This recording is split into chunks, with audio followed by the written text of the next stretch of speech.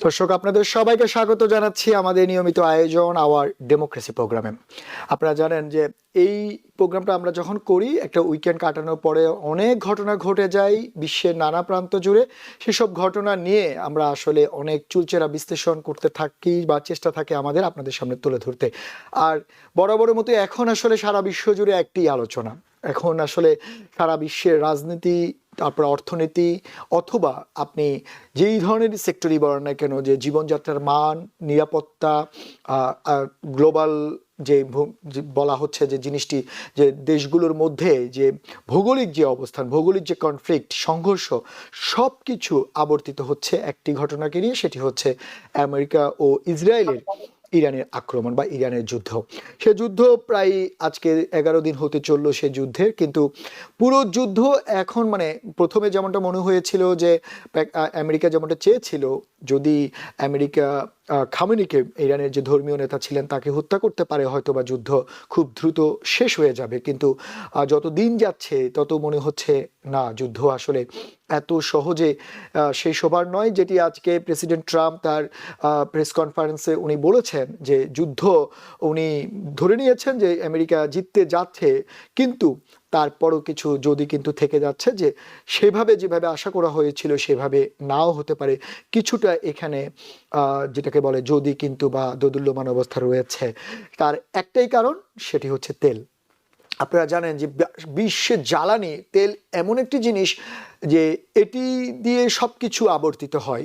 একটি বিশ্বের বিভিন্ন দেশ তাদের জীবনযাত্রার মান, ইনফ্লেশন বলা হোক, অর্থনৈতিক উন্নয়ন, জিডিপি, সব কিছু নির্ভর করে এই জ্বালানি তেলের উপরে। জ্বালানি তেলের দাম যখন বেড়ে যায় তখন আসলে দেশগুলো হিমশিম খেয়ে যায়। তাদের পরিকল্পনায় পরিবর্তন আনতে হয়, তাদের যে বাৎসরিক পরিকল্পনা থাকে, বাজেট থাকে, সব কিছু এলোমেলো হয়ে যায় এই একটি মাত্র জিনিস। এবং আজকে বিশ্ব অনেক দিন পরে 2022 সালের পরে এই প্রথম দেখলো যে তেলের দাম, অপরিশোধিত তেলের দাম $100 ব্যারেল প্রতি ছাড়িয়ে গিয়েছে। যদিও বা সেটি পরবর্তীতে প্রেসিডেন্ট ট্রাম্প এবং নেটো তারা যখন কথা বলেছে, তারা যখন কিছু তেল ছাড়ার ব্যবস্থা নিয়েছে, তাতে করে কমে আসছে। প্রেসিডেন্ট ট্রাম্প যখন আজকে বলল ওনার যে ট্রুথ হ্যান্ডেলে, উনি চায় যুদ্ধটি দ্রুত শেষ হয়ে আসবে এবং চায় যুদ্ধটি শেষ হয়ে যাক, এবং যে হরমুজ প্রণালী যেটি নিয়ে এত আলোচনা, সেই হরমুজ প্রণালীর নিয়ন্ত্রণ আমেরিকা খুব দ্রুত সময়ের মধ্যে নিয়ে নিবে। কারণ ইরানের যে নেভি রয়েছে, ইরানের যে নৌবাহিনী রয়েছে, সেটি পুরোপুরি ধ্বংস করে দেওয়া হয়েছে বলে প্রেসিডেন্ট ট্রাম্পের দাবি। তাই হরমুজ প্রণালী খুব দ্রুত সময়ে আমেরিকা নিয়ন্ত্রণে আসবে, ইউরোপে নিয়ন্ত্রণে আসবে, এবং হরমুজ প্রণালী দিয়ে যে সাপ্লাই চেন, তেলের বাজার, সেটি হয়তো খুব দ্রুত সময়ে শেষ হয়ে আসবে। সেটি প্রেসিডেন্ট ট্রাম্পের পক্ষ থেকে বলার পরে $120 ব্যারেল থেকে এখন হয়তো বা 80, 85, 90 এর ঘরে তেলের দাম রয়েছে। কিন্তু তারপরে ছোট দেশগুলোর অবস্থা খুবই খারাপ। তার মানে বোঝাই যাচ্ছে যে এই যুদ্ধের মূল যেই লক্ষ্য বা মূল যে জিনিসটা আবর্তিত হচ্ছে, সেটি কিন্তু তেলকে কেন্দ্র করে। তেলের হরমুজ প্রণালী নিয়ন্ত্রণ কারা নিবে সেটির উপরে ব্যাপারটা। তবে ইরানের পক্ষ থেকে, ইরানে তাদের নতুন নেতা নাম ঘোষণা করেছে, সেটি আয়াতুল্লাহ খামেনির ছেলে মুস্তফা খামেনিকে তারা তাদের পরবর্তী নেতা নির্ধারণ করেছে। যেটি আমেরিকার পক্ষ থেকে বলা হচ্ছে, বিশেষ করে প্রেসিডেন্ট ট্রাম্পের পক্ষ থেকে বলা হচ্ছে, তিনি এটি মানেন না, সমর্থন করেন না, এবং উনি ওই যে মুস্তফা খামেনিকে উনি বলেছেন যে ক্ষমতাচ্যুত করার চিন্তা বা পরিকল্পনা আমেরিকার রয়েছে। কিন্তু ইরান তার কাজ চালিয়ে যাচ্ছে, তার প্রতিবেশী দেশগুলোতে হামলা করছে, একের পর এক ব্যালিস্টিক ক্ষেপণাস্ত্র করছে। যদিও বা ক্ষয়ক্ষতির পরিমাণ খুবই কম, কিন্তু তারা সব তাদের চেষ্টা চালিয়ে যাচ্ছে। দেখা যাক কি হয়। সেসব ব্যাপার নিয়ে আমরা আলোচনা করতে চাই, পুরো ঘটনা নিয়ে যে কি ঘটেছে আমেরিকার এবং ইরানের এই যুদ্ধে, সেটি নিয়ে আলোচনা করতে আমাদের সঙ্গে যুক্ত আছেন আমাদের সব সময়কার প্রিয় সিনিয়র সাংবাদিক সৈয়দ মোহাম্মদুল্লাহ। মোহাম্মদুল্লাহ ভাই, আপনাকে ধন্যবাদ। স্বাগত। সেই সঙ্গে আমাদের আরো একজন অতিথি রয়েছেন অনলাইনে, professor doctor Golam M Matbar, dean school of social work, Monmouth university, new jersey. Matbar ভাই, আপনাকেও স্বাগত আমাদের অনুষ্ঠানে। ধন্যবাদ।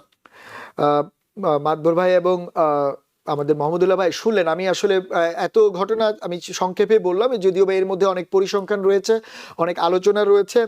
আজকে মাতবর ভাই অনেক সুন্দর পাঞ্জাবি পরেছেন লাল রঙের, যদিও বা যুদ্ধের রং লাল, এবং আমাদের যিনি প্রেসিডেন্ট আছেন তার দলের রিপাবলিকান দলের প্রতীকও লাল।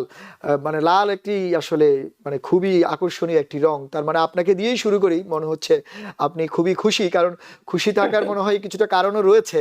কারণ প্রেসিডেন্ট ট্রাম্প অন্তত আজকে 10-11 দিন পরে গিয়ে বলল যে যুদ্ধ হয়তো বা শেষ হওয়ার পথে এবং উনি জিতবেন এমনটা দাবি করছেন। আবার পাশাপাশি উনি একটু যদি কিন্তু রেখেছেন যে যেমনটা আশা করেছিলেন, যেটাকে মানে গণমাধ্যমের পক্ষ থেকে বলা হচ্ছে যে কনফ্লিক্ট অফ তার কমেন্টস, তার কমেন্টসের মধ্যেই সাংঘর্ষিক। প্রথমেই উনি বলছিলেন যে জিতে যাবে, জিতবে, আবার উনি বলছেন যে না, সামথিং এখানে ব্যাপার আছে। উনার ভাষায় যদি আমরা বলি যে US has won but we have not won enough.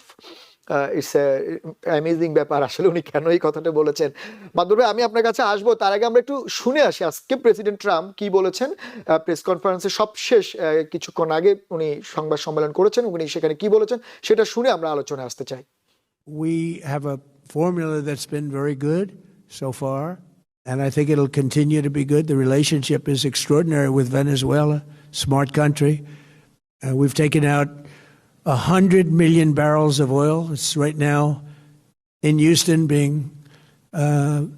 taken care of and made so beautiful. And you have to see this at work. They have it's brought to the refineries. It's being refined in Houston, which is made exactly for that product. And so far, but it's 100 million barrels of oil, and now they have another 100 million barrels coming. And it's like a partnership. We're getting along so well with them. It's great for Venezuela, and it's great for the United States. Matbar ভাই, আপনিও নিশ্চয় শুনলেন president Trump যেটি বলছেন যে যদিও বা পুরো সংবাদ সম্মেলন অনেক বড়, আমরা যে অংশটা নিয়েছি সেটি সবচেয়ে আকর্ষণীয় অংশ, যেটি নিয়ে এত আলোচনা, যে এই যুদ্ধের মূল কারণই কিন্তু ঘুরে ফিরে এটি, যেটা আমরা এখন বুঝতে পারছি বা গণমাধ্যম থেকে আপনারাও বুঝতে পারছেন যে সবকিছু হচ্ছে ওয়েল, তেল নিয়ে যত কারবার। প্রেসিডেন্ট ট্রাম্প বলছেন ভেনেজুয়েলা থেকে 100 মিলিয়ন ব্যারেল উনি সাপ্লাই করছেন এবং অন্যান্য দেশকেও বলেছেন। উনি বলছেন প্রয়োজনে উনি রাশিয়ার স্যাংশন তুলে নেবেন, ভারতকে 1 মাসের জন্য সুযোগ দিয়েছেন। সবকিছু ওনার যতগুলো মানে বলা যায় টুলস আছে, উনি সবগুলো কাজে লাগানোর চেষ্টা করছেন তেলের দাম নিয়ন্ত্রণ করাতে। আসলে আপনার কি মনে হয় যে এই যুদ্ধ কি আসলে যেইটা বলা হচ্ছিল রেজিম চেঞ্জ বা গণতন্ত্র, সেগুলা কি ছাপিয়ে এখন আপনার মনে হচ্ছে যে পুরো ব্যাপারটি হচ্ছে তেল নিয়ে? ধন্যবাদ। আসলে হ্যাঁ, আপনি যথার্থই বলেছেন, যুদ্ধ চলছে, যুদ্ধের রং লাল। আমার আজকে পাঞ্জাবির রং লাল। আসলে হয়তো কালো পাঞ্জাবি পরাই দরকার ছিল, কিন্তু আসলে যুদ্ধকে যুদ্ধ দিয়ে ঠেকাতে হয় আর কি। সুতরাং বোধহয় লালই লালকে যদি জয় করতে পারে।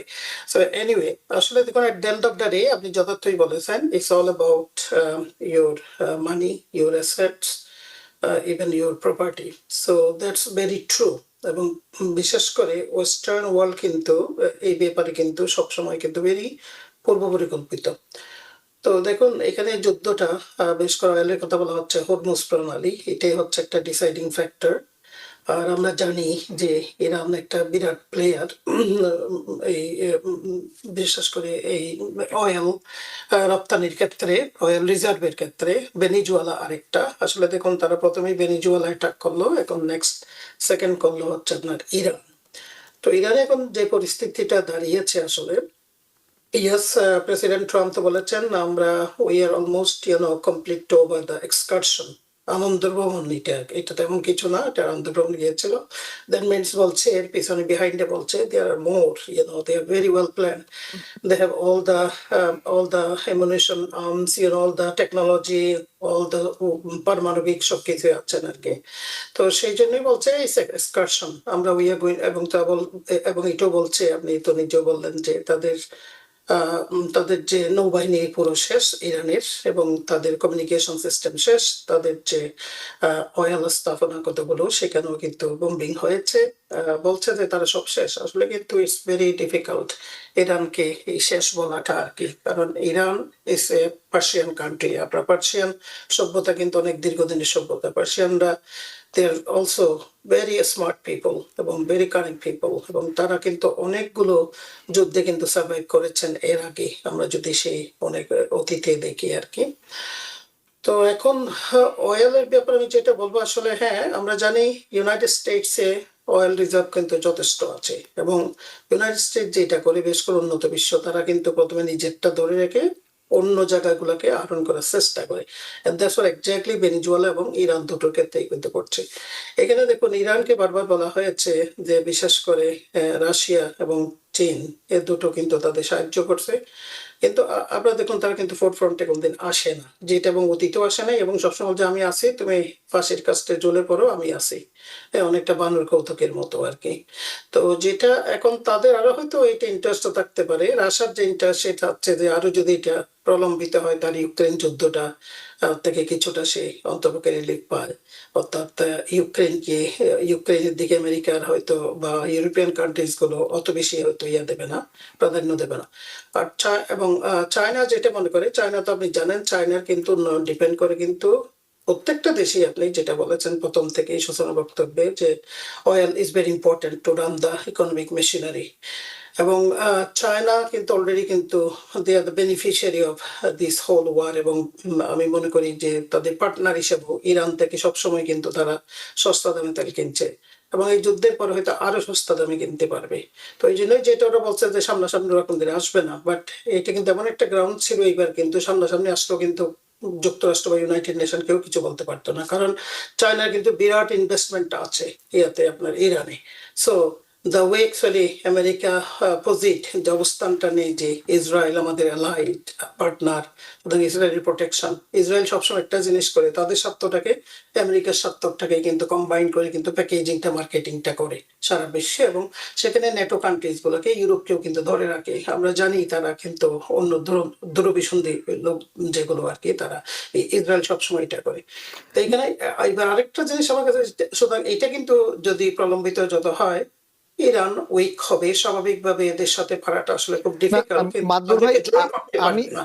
আমি একটু আপনাকে দুঃখিত থামাচ্ছি। আপনি যে কথাগুলো বলছেন ঠিক আছে, আমরা সবাই কিন্তু এই জিনিসটা দেখতে পাচ্ছি, কিন্তু আমার আপনার কাছে যেটা স্পেসিফিক প্রশ্ন, যে আসলে আমেরিকা কি যুদ্ধটা শুরু করেছে তাদের রেজিম চেঞ্জের জন্য, নাকি হরমুজ প্রণালীর নিয়ন্ত্রণ নেওয়ার জন্য? কারণ আপনি জানেন যে যদি হরমুজ দুটোই। প্রণালীর নিয়ন্ত্রণ আমেরিকার হাতে চলে আসে, তাহলে Yeah. বিশ্ব যে ক্ষমতার যে লড়াই চলছে বিশ্বজুড়ে, চায়না, চীনের কথা বলছেন আপনি, আমেরিকার কথা, ইরানের কথা, মধ্যপ্রাচ্য, সবকিছু, বিশেষ করে সাপ্লাই চেনের যে নিয়ন্ত্রণটা, সেটি যদি আমেরিকা নিতে পারে, হরমুজ প্রণালীর যদি নিয়ন্ত্রণ নিতে পারে, তাহলে তো আসলে যেটাকে আমরা ক্রিকেটের ভাষায় বলতে পারি ছক্কা, এরকম ওইটা কিছু প্ল্যান। ফ্যাক্টর, কিন্তু আপনার দুটোই কিন্তু এখানে ইম্পর্টেন্ট, রেজিম চেঞ্জ প্লাস হচ্ছে ওইটা হরমুজ প্রণালী। অটোমেটিক্যালি তারা মনে করছিল এই প্যাকেজটা একসাথে, এখানে যদি রেজিম চেঞ্জ করতে পারে, automatically they will be able to get control of the Hormuz, the strait of Hormuz. সুতরাং তারা তেলটা কন্ট্রোল করতে পারবে। সুতরাং এখানে একটা না, কিন্তু একটার সাথে একটা কানেক্টেড। রেজিম চেঞ্জের যেটা আসলে আমরা বলি আর কি, রেজিম চেঞ্জ মানে লিডার কিছু মেরে ফেলেছেন, এবং দে উইল অ্যাগেইন ইমার্জ, এবং সেটা কিন্তু পার্সিয়ান সভ্যতা, এবং তারা কিন্তু they would not have, nobody can conquer them, এবং অতীতে অনেক দেখেছে কনকার এটা করা যাবে না তাদেরকে। এবং আমরা অকুপেশন করলেও কিন্তু আলটিমেটলি আমরা জানি আফগানিস্তানও তো আমরা 20 বছর ছিলাম, আফগানিস্তান থেকে তো লেসগুটি আসতে হলো, ভিয়েতনাম, এগুলো একটা পর একটা যদি আপনি দেখেন আর কি। তো এখন প্রেসিডেন্ট ট্রাম্প যেটা প্রথম থেকে চাচ্ছিল, এটা আমি মনে করি আমেরিকার ইন্টারেস্ট থেকে কেন, ইন্টারেস্টটা হচ্ছে বেশি ইসরায়েলের ইন্টারেস্টটা। ইসরায়েল স্বাভাবিকভাবেই চাচ্ছিল যে খামেনিকে শেষ করে দেওয়া, এবং তার রেজিম, তার যে উপর দিকের যে লিডার যারা আছে তাদেরকে কিন্তু শেষ করে দেওয়া, এবং দে বিন সাকসেসফুল ইন দ্যাট। এবং তাদের আরো ধারণা যে আলটিমেটলি তাদের ইম্পেরিয়ালিজম ডাইনেস্টি যেটা, তারা কিন্তু ওখানে একটা বিরাট একটা কান্ট্রিজ করতে চায়, লেবানন, সিরিয়া, সবকিছু মিলে আপনি আলটিমেটলি দ্যাটস দেয়ার প্ল্যান। এবং সে এই জন্য সবসময় প্যাকেজিং তো, শুধু আলটিমেটলি এখানে স্বার্থ তো থাকবেই, তেল তো অবশ্যই স্বার্থ, এবং তেলটা কিন্তু আপনার ইরানের জন্য স্ট্রেট অফ হরমুজ যদি বন্ধ হয়ে যায়, না ইরান, কিন্তু সরি, ইসরায়েলের জন্য প্রবলেম এটা, এটা না, তো আপনি প্রবলেম আপনি হয়তো ইসরায়েলের জন্য বলছেন, কিন্তু এই আমরা দেখলাম মাত্র কয়েকদিনের যুদ্ধে হরমুজ প্রণালী বন্ধ হয়ে যাওয়ার পরে কিন্তু পুরো বিশ্ব জুড়ে একটি অস্থিরতা শুরু হয়েছে, বিশেষ করে ছোট দেশগুলোর জন্য। মাদবর ভাই আপনি থাকেন, আমরা একটু আমাদের মোহাম্মদুল্লাহ ভাইয়ের কাছে আসতে চাই। মোহাম্মদুল্লাহ ভাই, আপনি শুনলেন মাদবর ভাইও যেমন বলছিলেন কিছু, যে তেলের ব্যাপার, রাজনীতি, অর্থনীতি, যুদ্ধ সবকিছু মিলে কিন্তু এই এক তেলের ব্যাপারে, এবং সেটি কিন্তু আমরা দেখলাম 2022 সালের পরে সর্বোচ্চ দামে গেল 120 পর্যন্ত উঠলো, এবং এটি বলা হচ্ছে যে একদিনে সর্বোচ্চ বাড়ার ক্ষেত্রে রেকর্ড হয়েছে, যে প্রায় 30% উপরে দাম বেড়েছে শুধুমাত্র একটু ঘোষণার কারণে, যে একটি তেলবাহী ট্যাঙ্কার মিসাইল পড়েছে। তার মানে এইটা কতটা স্পর্শকাতর একটা বিষয়। কিন্তু আমি সেইটা তো আলোচনা করব, কিন্তু আমি একটু আপনার কাছে জানতে চাই, আজকে প্রেসিডেন্ট ট্রাম্পের যে সংবাদ সম্মেলন, যে উনি যে ইঙ্গিত দিয়েছেন, যে উনাকে যখন প্রশ্ন করা হলো যে যুদ্ধটা আসলে কতদিন লাস্টিং করবে, উনি যেমনটি বলেছেন যে যুদ্ধ আমরা, যেমন Trump says US has won but we have not won enough. এইটা আসলে উনি কি বলতে চাইলেন এটা দিয়ে? মানে আজকে উনার এই বক্তব্যটা নিয়ে গণমাধ্যমেও সব জায়গায় একটু আলোচনা হচ্ছে যে এটা কি কনফ্লিক্ট অফ আনসার কিনা বা উত্তর কিনা, যে উনি আসলে উত্তর দিতে গিয়েও আবার সরাসরি দেননি। আপনি কি মনে করেন? কনফ্লিক্টিং না, উনি বলেন এটা প্রায় সময়, উনি দুটোই বলেছেন। কয়েক ঘন্টা আগে উনি বলেছেন আমাদের যা উদ্দেশ্য ছিল সেগুলো আমরা অনেক এগিয়ে খুব দ্রুত এগোচ্ছি এবং প্রায় যুদ্ধ শেষের দিকে। কয়েক ঘন্টা পর উনি বললেন যে না, যেটা আপনি বললেন। তো ফলে এটা একটা ধোঁয়াশা রাখার ব্যাপার আছে। আর প্রথমে উনি যুদ্ধ শুরু যখন করেছেন বলছেন 4-5 সপ্তাহ, এমনকি তারপরও। তো এখনো মনে হচ্ছে আরো সময় লাগবে, এই কারণে যে তাদের উদ্দেশ্য অনেকগুলো সফল হয়েছে। হরমুজ প্রণালী হয়তো তারা দখলে নিয়ে নেবেন। সাউথ ক্যারোলাইনার রিপাবলিকান দলীয় সেনেটর গ্রাহাম বলেছেন, আজকেই বলেছেন যে আমাদের জন্য খুব একটা চমৎকার ব্যাপার ঘটে গেল। ভেনেজুয়েলা আর ইরান মিলে ওয়ার্ল্ড 31% তেল সাপ্লাই দেয়, সেগুলো এখন আমাদের, সেগুলোর থেকে আমাদের অনেক মুনাফা হবে। তার মানে ওটা আমাদের নিয়ন্ত্রণে থাকবে, এটা উনি মিন করছেন। এটি একটি ব্যাপার।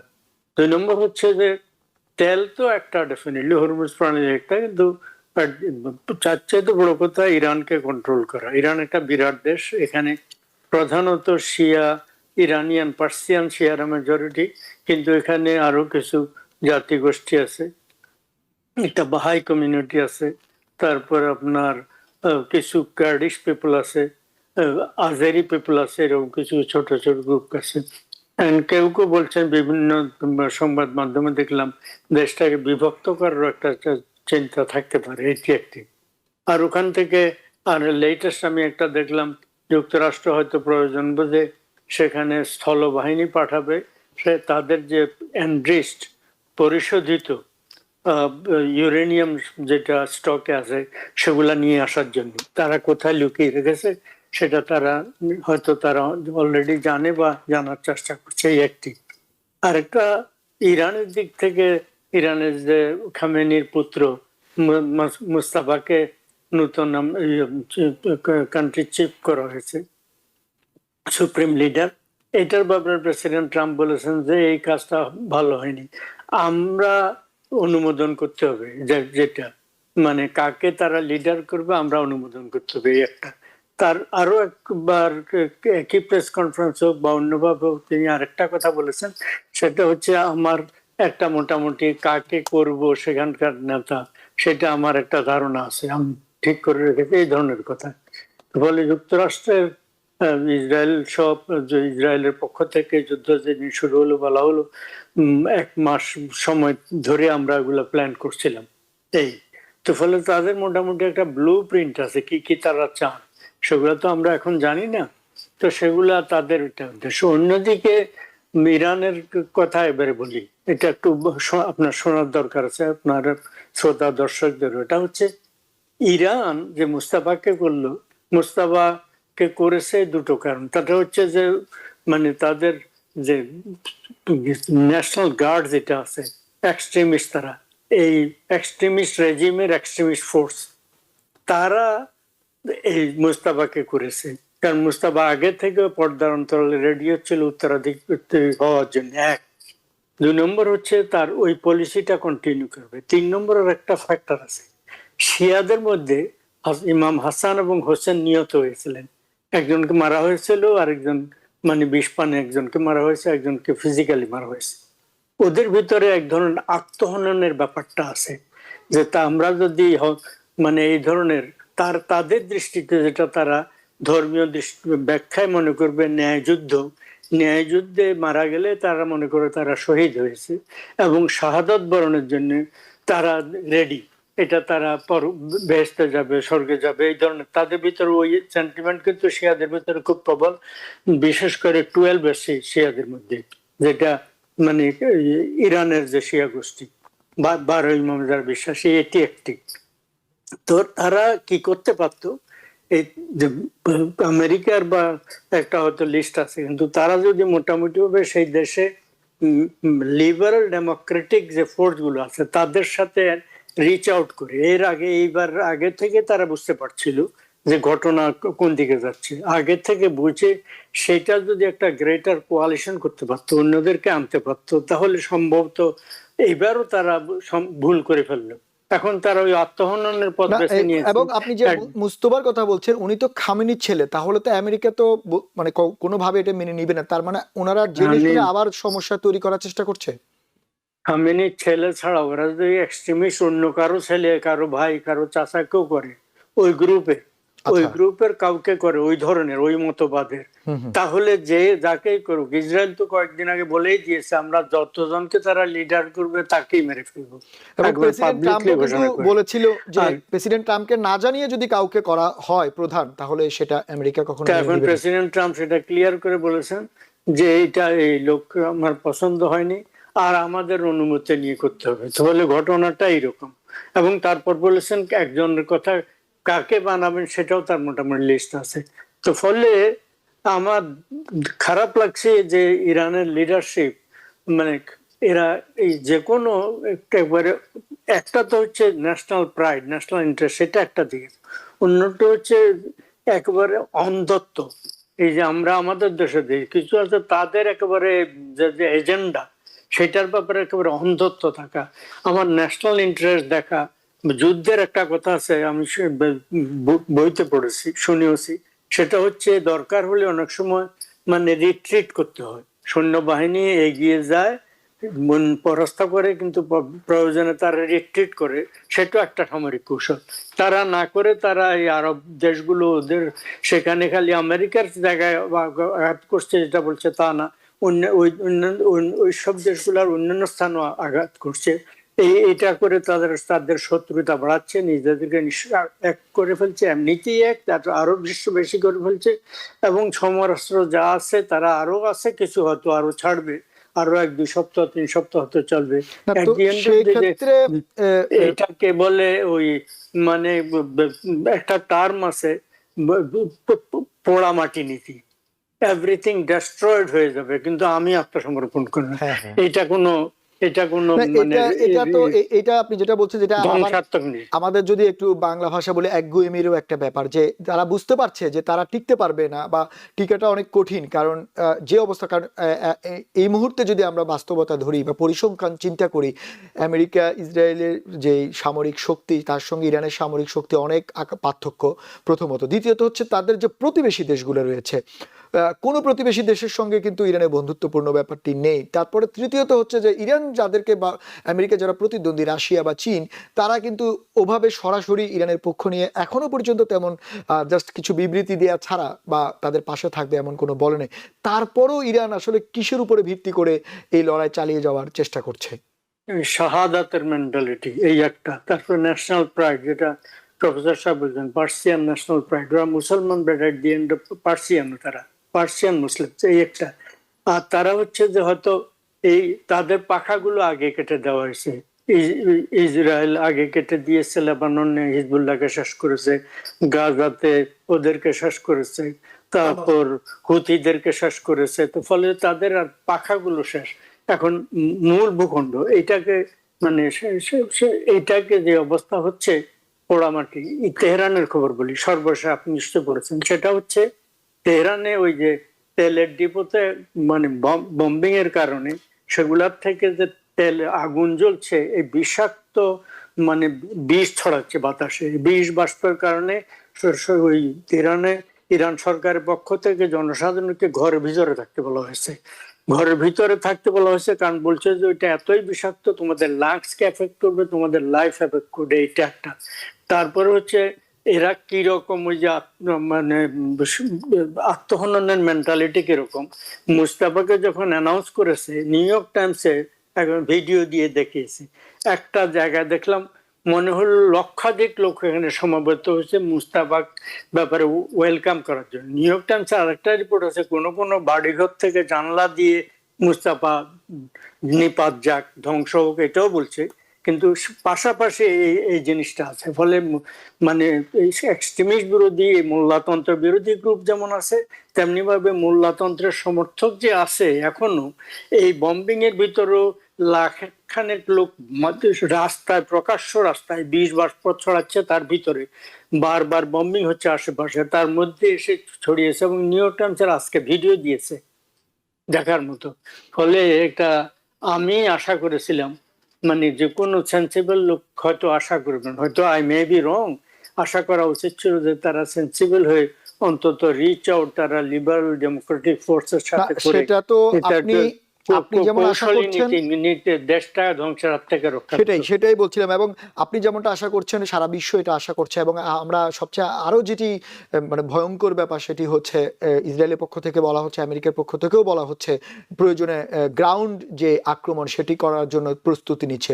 তো আমরা অতীতের যুদ্ধগুলো যে পরিসংখ্যান দেখলে আমরা বুঝতে পারি, গ্রাউন্ডে যখন আক্রমণ হয় তাহলে দেখা গেলে সিভিলিয়ানদের অনেক বেশি ক্ষতি হবার সম্ভাবনা থাকে। সেটিও একটা মানে অ্যালার্মিং বিষয়। আমরা একটু মাদবর ভাই আপনার কাছে, যেটি মোহাম্মদুল্লাহ ভাই যে জিনিসটি রেইজ করেছে, উনি বলছেন এত কিছুর পরে একগুয়েমি, এবং উনি বলছেন যে তাদের যে জাতীয়তাবোধ বা তাদের যে শাহাদাতের যে চিন্তা ভাবনা, তারা সেখান থেকে বের হতে পারছে না। কিন্তু প্রশ্নটা হচ্ছে যে তাহলে আমেরিকা যে দাবি করছে, বা প্রেসিডেন্ট ট্রাম্প যে এর আগে নেগোসিয়েশনের জন্য মিটিং করলো, তারপরে তাদেরকে বারবার সুযোগ দেওয়া হলো, এবং পরবর্তীতে আক্রমণ করার পরে তাদের প্রায় 40-48 জন সিনিয়র নেতার হত্যা হওয়ার পরেও ইরান কিন্তু থামছে না।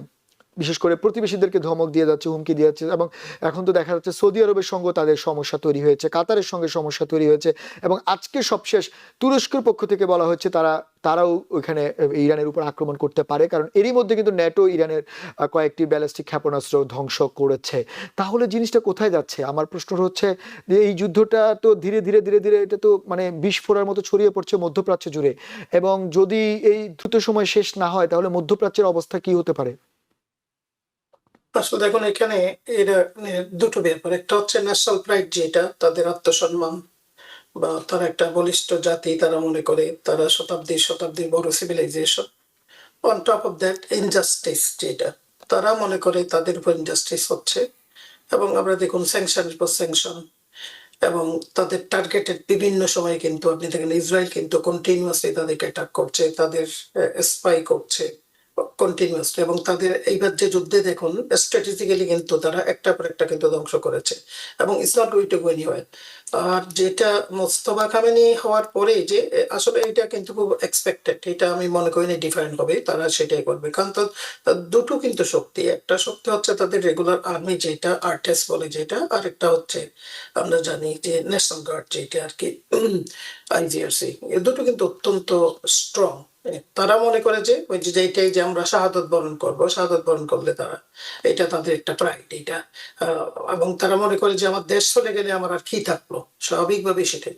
এবং আমারও মনে হয় যুদ্ধটা বোধহয় আরো বোধহয় 3-4 সপ্তাহ হয়তো তারা চালাইতে পারবে। তাদের যেগুলো আছে, তারা তো অনেক বলছে যে আমরা 10 বছর আগে যেগুলো তৈরি করেছি সেগুলো এখন ইউজ করেছি, দ্যাট মিনস আমাদের অনেক কিছু আছে যেটা আর কি। তা আলটিমেটলি কিন্তু এরই মধ্যে আমরা জানি বাংকার ব্লাস্টার দিয়ে আমরা অনেকগুলো কিন্তু ক্ষতি করছে অলরেডি।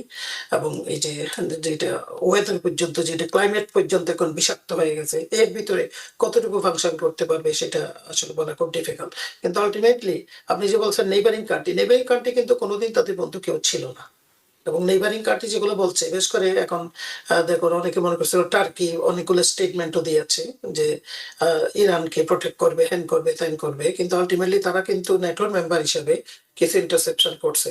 এবং যতগুলো নেইবারিং কান্ট্রি আছে তারা কিন্তু যুদ্ধে হারার কারণটা হচ্ছে নেইবারিং কান্ট্রিগুলো সবগুলো কিন্তু ইন্টারসেপ্ট করছে, কাতার থেকে শুরু করে, বাহরাইন থেকে শুরু করে, আপনার ইউএই থেকে শুরু করে। সো তারা জানে যে এটা তাদের লোন কেস, তারা একাই এটা তাদেরকে করতে হবে, এটা কিন্তু ইরান আগের থেকেই জানে। কিন্তু তাদের ওই যে বললাম, তাদের যে একটা আত্ম একটা প্রাইড, গর্ব আছে, এবং তারা তারা এটাই মনে করছে যে কেন আমরা আমরা তো কোনো কারো অন্যায় করছি না, কেন আমাদের উপর।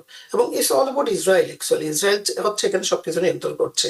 এবং আপনি দেখবেন সবসময় কিন্তু ইসরায়েলের স্বার্থটাকে ওরা কিন্তু আমেরিকার সাথে যোগ করে দেয়। কিন্তু আমেরিকার আসলে আমি তো থ্রেটটা ইরান থেকে আমি তেমন কিছু দেখি না। কোন সময় থ্রেট ছিল ইরান? হ্যাঁ, কথাবার্তা হয়, এটা সবসময় হয় কান্ট্রিগুলোর ভিতরে। তো এটা ইউনিলেটারালি তাকে এই যুদ্ধটা করতে হবে। এখন কথা হচ্ছে যে এটার ফলে কিন্তু এই 1 মাস 1.5 মাস চললেও কিন্তু যে ওই যে আপনি বলতেছেন ইভেন বিভিন্ন দেশে অলরেডি কিন্তু তেলের দাম, তেলের উপর ডিপেন্ড করে কিন্তু সবকিছু অর্থনীতি। তো স্বাভাবিকভাবে even China is going to suffer A lot. China economy কিন্তু অলরেডি সাফার শুরু করেছে, কারণ চায়নাতে কিন্তু একটা দেশ যেখানে কোনো তেল নাই। সো আলটিমেটলি চায়না হয়তো আরো প্রলং করার চেষ্টা করবে এই যুদ্ধটাকে, আরো কিছু দেবে বা রাশিয়া কিছু দেবে, রাশিয়া। এবং এদেরকে তো আসলে ট্রাস্ট করা খুব ডিফিকাল্ট, এবং এটা আজকে একদিন না, সবসময় কিন্তু এইভাবে হয়েছে। এর মধ্যে আবার ভারত যে কাজটা করেছে দেখেন আপনার, যে ইন্ডিয়া যে কাজটা করছে, এটা আমার কাছে মনে হলো একটা সাংঘাতিক। একদিকে বলছে আমি তোমার সাথে আছি, আরেকদিকে এবং 2 দিন আগে তো সেই ইসরায়েলে গেল। এটা পুরো কিন্তু একটা মাস্টার প্ল্যান, কিন্তু অনেক বড় প্ল্যান। এই যে একদিন 2 দিন না, কিন্তু এটা কিন্তু বছরের পর বছর করছে। এবং যেটা ইসরায়েল কিন্তু চাচ্ছিল এটাকে অ্যাকসেপ্ট করার জন্য, আলটিমেট যুক্তরাষ্ট্র অ্যাকসেপ্ট করেছে এই প্রেসিডেন্ট। এবং সে ভারতকে ওইটাতে এনেছেন, এবং অন্যান্য কান্ট্রি যেগুলো আছে। আর মাহমুদুল্লাহ ভাই একটা চমৎকার কথা বলেছেন, ইরান কিন্তু একটা বহুজাতিক দেশ, এখানে কিন্তু অনেক ধরনের লোক আছে। আর আপনি দেখুন তাদের কুদস ফোর্সের প্রধানেই কিন্তু স্পাই করে হচ্ছে আপনার মোসাদের জন্য। So, এই যে ট্রেটর গুলো, যুগে যুগে ট্রেটর গুলো কিন্তু সবসময় হচ্ছে বড় ধ্বংসের মূল আর কি। তাদের আসলে খুবই ডিফিকাল্ট যে কাউকে না ট্রাস্ট। এই মাধ্যমে আমি তো এই ব্যাপারটা তো আছেই। আমি আপনার কাছে যেটা প্রশ্ন ছিল জানতে চাই যে মধ্যপ্রাচ্যের কি অবস্থা হবে, কারণ আমরা মধ্যপ্রাচ্য নিয়ে আলোচনা করার পেছনে কারণ আপনি জানেন বাংলাদেশের একটা বড় অংশ মানে রেমিটেন্স যোদ্ধা বলা হয়, তারা কিন্তু মধ্যপ্রাচ্যে থাকে। আমরা এরই মধ্যে দেখলাম মধ্যপ্রাচ্যে বিভিন্ন ছবি ফুটেজ আপলোড করার কারণে বেশ কিছু বাংলাদেশিকে গ্রেপ্তার করা হয়েছে, অন্যদেরকেও গ্রেপ্তার করা হয়েছে, এবং ওখানকার আইন অনেক কড়া। কিন্তু এইভাবে যদি মধ্যপ্রাচ্যে সহিংসতা লেগে থাকে বা একটা ভয়ের আতঙ্কের ব্যাপার লেগে থাকে, সেক্ষেত্রে মধ্যপ্রাচ্য যে একটি স্মুথলি তাদের অর্থনীতিটা রান করছিল সেটিতে যদি ইম্প্যাক্ট পড়ে, তাহলে তো লেবার মার্কেটেও ঝামেলা হবে। সেটা তো ইম্প্যাক্ট অলরেডি পড়ছে। এবং আপনি জানেন প্রত্যেকটা কান্ট্রিতে যতগুলো কান্ট্রি আছে তাদের বিমানবন্দর বন্ধ করে দিয়েছে, এবং এক এক দিনের লস তো একটা বিরাট লস। এটা তো আছেই স্বাভাবিক। আর আপনি আলটিমেটলি যদি কন্টেইন করে ফেলে 2-1 সপ্তাহের ভিতরে, then Iran is going to be by itself. এবং অন্যান্য কান্ট্রিগুলো কিন্তু নর্মাল ফাংশন শুরু করে দেবে, বিকজ তাদের বিহাইন্ড এত বড় ফোর্স আছে। সো আমার কাছে মনে হয় না ওইটা is going to be that bad. Ultimately Iran is going to do the fighting, Iran is going to lose. বিশেষ করে মানে অর্থনৈতিকভাবে তারা কিন্তু সাফার করবে, কারণ তাদের উপর স্যাংশন এগুলো তো আছে। কিছু হয়তো চায়নার সাথে থাকবে চায়নার বেনিফিটের জন্য। আর রাশিয়া সবসময় বলবো এটাই, তুমি জ্বলে পড়ো, আমি আছি তোমার সাথে। এবং 1 ঘন্টা কিন্তু গতকাল কথা বলেছে ট্রাম্পের সাথে। পুতিন চাচ্ছে তার নিজেকে প্রোটেক্ট করতে, এট দ্য সেম টাইম তাকে তো কিছু হুঙ্কার দিতে হয়, যেটা হচ্ছে ব্যালেন্স করার জন্য যুক্তরাষ্ট্রকে।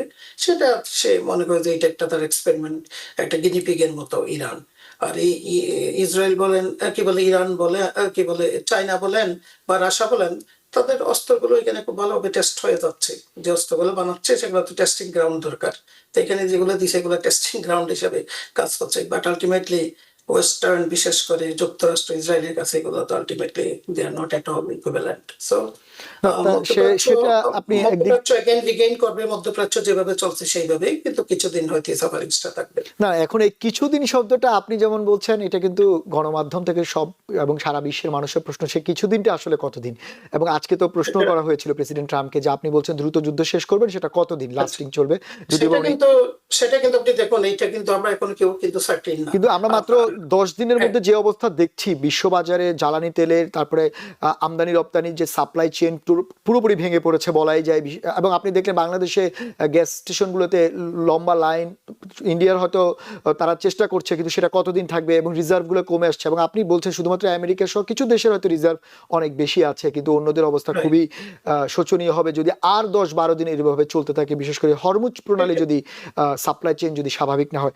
আপনি থাকেন, আমি একটু মোহাম্মদুল্লাহ ভাই মাদবর ভাই যে কথাটা বলছিলেন যে মধ্যপ্রাচ্যের ব্যাপারটি যে তারা আসলে এক ধরনের নেগোসিয়েশন বা তারা মানে দেখছে প্রেসিডেন্ট ট্রাম্প কি করেন, আমেরিকা কি করে, ইসরায়েল কি করে, বা তাদের যে নিজস্বতার আছে, বা তাইলে যে সৌদি আরব যে একটা শক্তিশালী জায়গায় আছে সামরিক শক্তিতে বলেন বা মধ্যপ্রাচ্যে তাদের যে লিডারশিপের জায়গা বলেন, কিন্তু সেই জায়গাতে আমরা তো সৌদি আরবকে সেভাবে কূটনৈতিকভাবে এগিয়ে আসতে দেখি না, বা যুদ্ধ থামানোর ব্যাপারে বলেন বা অন্য কোনো আলোচনার ক্ষেত্রে। সেটি কেন হয় বারবার? দুটো কারণ, একটা হচ্ছে ইরানের ব্যাপারে, যেটা প্রফেসর সাহেব আমরা দুইজনই বলেছি, যে ইরানের ব্যাপারে তারা আরবরা তো মোস্টলি একটা দেশ ছাড়া ওরা সবাই সুন্নি সুন্নি এবং শিয়ারা পরস্পরকে ঘৃণা করে, রীতিমতো মুসলমানই মনে করে না, এটি একটি দিক। এবং ইরান বেশি পাওয়ারফুল হলে, ইরান যখন এই নতুন ইসলামিক রেভলিউশন হয় 79 সালে, তখন তারা এই তাদের বিপ্লবটা অন্যান্য মুসলমান দেশগুলোতে ছড়াতে চেয়েছিল। সেটা ওরা লাইক করে না, কারণ সব তো রাজতন্ত্র, জনগণের পয়সার রাজারা খায়, সেখানে খলিফারা মানে ক্যালিফস এন্ড খিলাফত, এই সমস্ত খলিফা শেখরা এবং ওইখানে কিং, তো এরা খাচ্ছে শত শত ডজন বিলিয়ন ডলার আরামাসে খরচ করছে। এখন কতটা পপুলার দেশের সাপোর্ট কতগুলা, সেটার ভিত্তি নেই একটা। তো ফলে তারা তাদের সাথে ইরানের এমনিতেই আগে থেকে খারাপ সম্পর্ক। দ্বিতীয় হচ্ছে যে তারা, আপনি বলছেন তারা কে শক্তিশালী, কোন আরব দেশ শক্তিশালী, যে কারোর সাথে ধরা যাক ইসরায়েল যদি ডিসাইডই করে কোনোদিন, আমেরিকা বাদ দেন, আমেরিকা কিচ্ছু না দিলেও ইসরায়েল সাথে একা সমস্ত আরব দেশগুলো একসাথে মিলে যুদ্ধ করতে পারবে? এক সপ্তাহ টিকে থাকতে পারবে? জাস্ট 1 উইক পারবে? পারবে না, সেটা ফলে ওরা না, ওদের শোনেন, এরা একটা লিমিট জানে, ওরা ওটা লিমিট জানে, ওরা বাড়াবাড়ি করবে না। এবং এই যুদ্ধের পরবর্তীতে তাদের উপরে কি ধরনের চাপ আসে, তারা কি আরো এডিশনাল মানে দিতে রাজি হয়, কম্প্রোমাইজ করতে হয়, সেটার জন্য অপেক্ষা করুন। না, এখন আরেকটা প্রশ্ন, সেটি হচ্ছে পশ্চিমাদের পক্ষ থেকে যেটি বলা হয়, যদি ইরানকে বলা হচ্ছে তারা সন্ত্রাসের মানে প্রোডাকশন করে, উৎপাদন করে, ইরান মানে ইরানের যেই যে রেজিম বা তাদের যে চিন্তা ভাবনা 79-এর পরে, রেভলিউশনের পরে, আপনি জানেন ওনাদের যে ইসলামিক রেভলিউশন হলো এবং তারপরে খামেনি যেভাবে ইরানকে পরিচালিত করেছে, তাদের অর্থনীতির অবস্থা এতটাই করুন যে $1 বোধহয় ইরানের 1 বিলিয়ন ইরানিয়ান দিনার বা রিয়াল পাওয়া যাচ্ছে। কিন্তু প্রশ্নটা ওই জায়গায় না, প্রশ্ন হচ্ছে প্রেসিডেন্ট ট্রাম্পের পক্ষ থেকে বা পশ্চিমা গণমাধ্যমের পক্ষ থেকে যেটি বলা হচ্ছে, ইরানকে যদি নিষ্ক্রিয় করা যায়, ইরানকে যদি কন্ট্রোল করা যায়, তাহলে মধ্যপ্রাচ্যে শান্তির সুবাতাস বইতে পারে, কারণ তাদের কথা মতো ইরান হচ্ছে সন্ত্রাসের উৎপাদনদাতা। আপনি কি সেটা মনে করেন? এটা তো তাদের বক্তব্য, সেটা তো তাদের যে হুতিরা আছে, তারপরে মানে কি হেজবুল্লাহ ছিল এখানে, গাজাতে ছিল এরা, এদের তারা সন্ত্রাসী বলেছে। ফলে এটা একটা দিক। অন্যদিক হচ্ছে ইরান ছাড়া তো, ইরাক ধ্বংস হওয়ার পরে ইরান ছাড়া তো আর মধ্যপ্রাচ্যে মুসলমান কোন দেশের তো কিচ্ছু নেই। ইজিপ্টের আছে কিছুটা, কিন্তু সেটা তারা ভুলেও এই যে ইজিপ্টের রাফা বর্ডার ক্রস করে বন্ধ করে দিল ইসরায়েলের হুকুম ছাড়া, তারা এক চুল নড়েছে কোনোদিন? ফলে তারাও বাড়াবাড়ি করবে না, তারা জানে যে তাদের ক্ষমতা নেই এদের সাথে যুদ্ধ করার। ফলে আছে তাদের মধ্যপ্রাচ্যের দেশগুলোর মধ্যে, ইরানকে বাদ দিলে আরব দেশগুলোর মধ্যে এখন মানে মিশরের কিছু শক্তি আছে, কিন্তু সেই শক্তি এদের সাথে নিজেদের মধ্যে যুদ্ধ করতে তারা হয়তো এগিয়ে যেতে পারবে। আচ্ছা, ও একটা কথা বলা উচিত, তো তুরস্কে যেটা গেছে দুটা মিসাইল গেছে, ওকে ভূপাত্য করা হয়েছে নাটোর পক্ষ থেকে। এরদোগানের পক্ষ থেকে বলা হচ্ছে তারা এটা ধ্বংস করছে। তুরস্কের উপরে আক্রমণ না, ওটা হচ্ছে যে ওখানে ন্যাটোর একটা বেস আছে, সেটার নাম হচ্ছে ইনকির্ক। ওই ইনকির্ক বেসে আক্রমণ করার জন্য, এটা যুক্তরাষ্ট্রের একটা বেস আছে, সেটা আক্রমণ করার জন্য, যে এটা ইরানের পক্ষ থেকে বলা হচ্ছে। এখন আমি তো জানি না, আমার সাথে আর কারো কথা নেই, যা প্রকাশ্য নিউজে দেখি। তো ওভারঅল মধ্যপ্রাচ্য সারা, আরেকটা হচ্ছে ইউরোপিয়ান দেশগুলো, আমেরিকা যদি ইরান থেকে দ্রুত দখল করে নিয়ে উত্তোলন করতে পারে, সেটা একটা হরমুজ প্রণালী দখল নিয়ে নিতে পারে, দুটো। আর আমরা চীনকে নিয়ে চিন্তা কোনো কারণ নেই, চীনের যত তেল দরকার হবে অন্য কোনো জায়গা থেকে না আনতে পারলে রাশিয়া থেকে আনতে পারবে। এবং গ্যাস আনতে পারবে ওখানকার স্থান দেশগুলো, যে রিপাবলিক গুলো আছে, স্টেট গুলো, তাদের থেকে আনতে পারবে। আপাতত ইরানকে নিয়ে, চীনকে নিয়ে আমাদের চিন্তার কারণ নাই। চীন এটা কন্ডেম করেছে, কিন্তু চীন বা রাশিয়া এটা ইরানও জানে, আমি আর প্রফেসর সাহেব যদি জানি, আপনি যদি জানেন, ইরানও জানে যে এরা কেউ তার পক্ষে এসে যুদ্ধ করতে আসবে না, কিন্তু তাদের এমনি সমর্থনটা তারা আছে। এই আজকে ওপেন খুব স্ট্রং সমর্থন ব্যক্ত করেছেন পুতিনের সরকার, আর মানে চীন তো কন্ডেমই করেছে।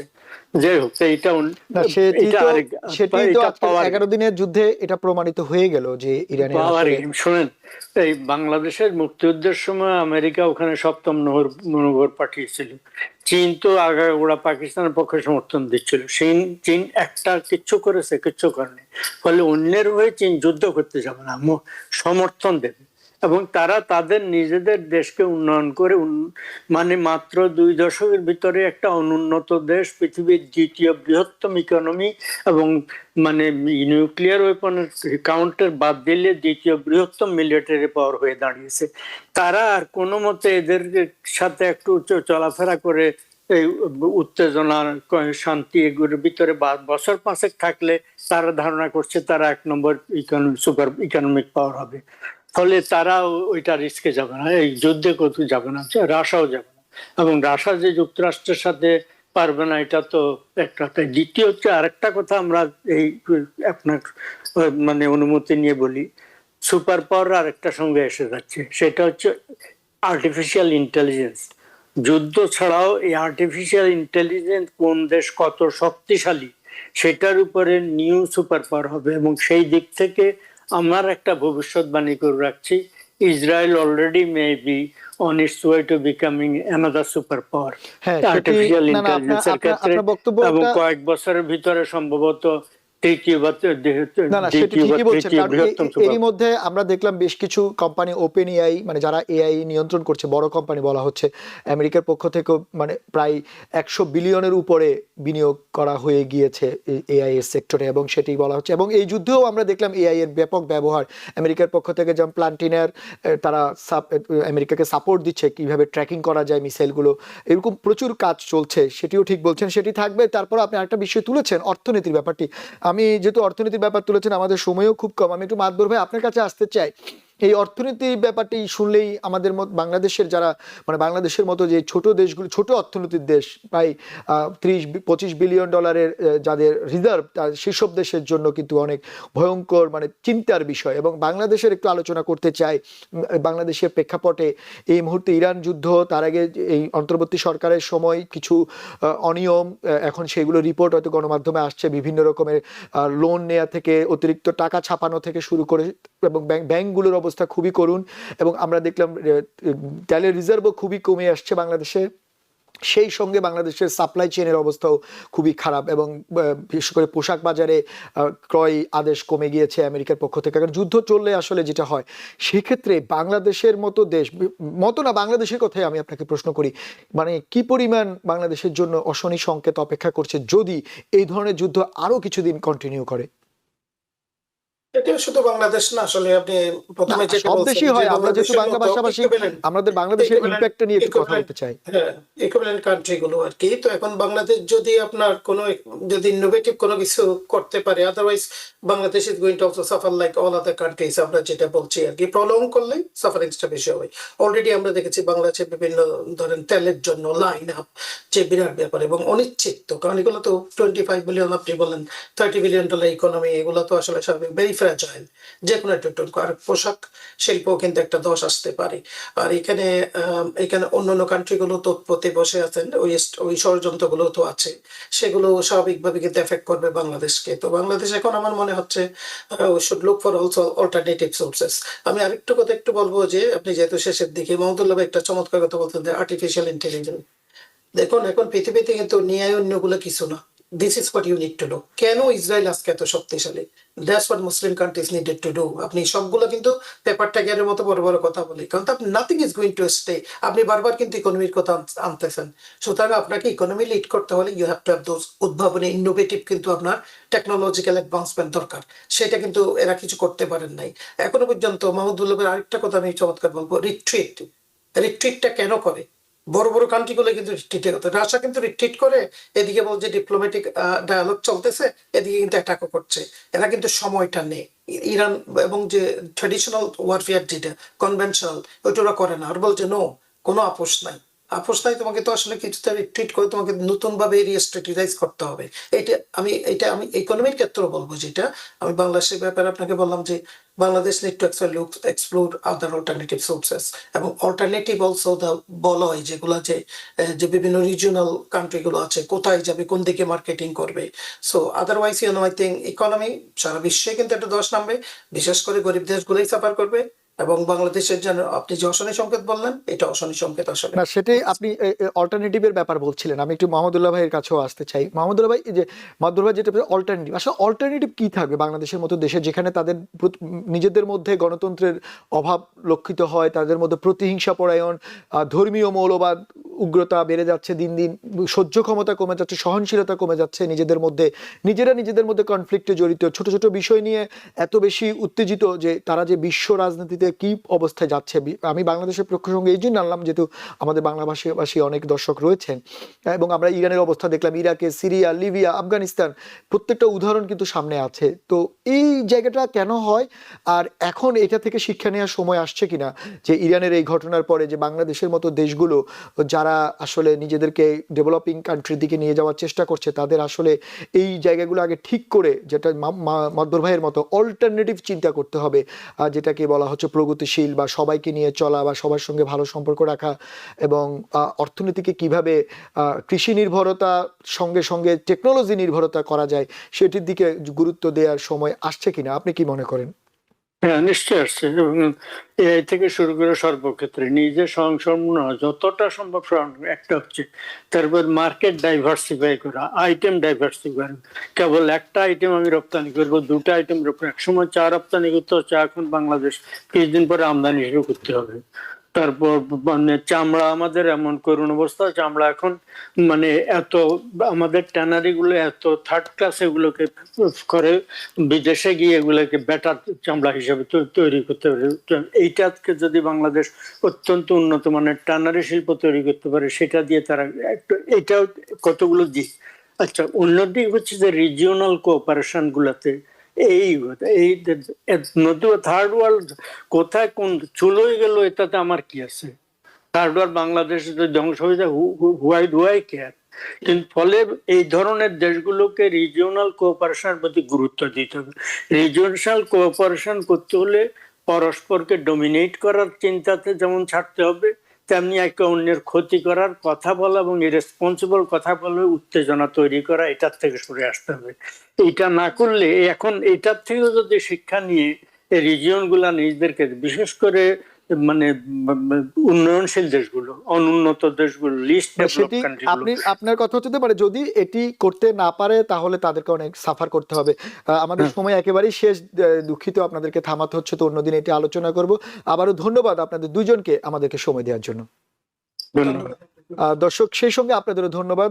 আপনারা শুনলেন আসলে যুদ্ধ পরবর্তী অবস্থা কি হচ্ছে, এবং বাংলাদেশের মতো দেশগুলো এই যুদ্ধেতে সাফার করতে পারে যদি তারা আসলে এখনই এখান থেকে শিক্ষা না নেন। দেখা যাক কি হয়। আমাদের টিভিএন এর আপডেট থাকবে প্রতিনিয়ত এই যুদ্ধ নিয়ে, আপনারা সবসময় টিভিএন এর সঙ্গে থাকবেন। আজ এই পর্যন্তই, অন্যদিন অন্য কোনো বিষয় নিয়ে আপনাদের সামনে আবারও হাজির হবো। ততক্ষণ আমাদের সঙ্গেই থাকুন। টিভিএন 24 টেলিভিশন দেখতে আজই কল করুন 7187776556। লগ ইন করুন www.totalcablebd.com। নিউ ইয়র্ক থেকে সম্প্রচারিত টিভিএন 24 টেলিভিশন বিশ্বজুড়ে বাঙালির কণ্ঠস্বর।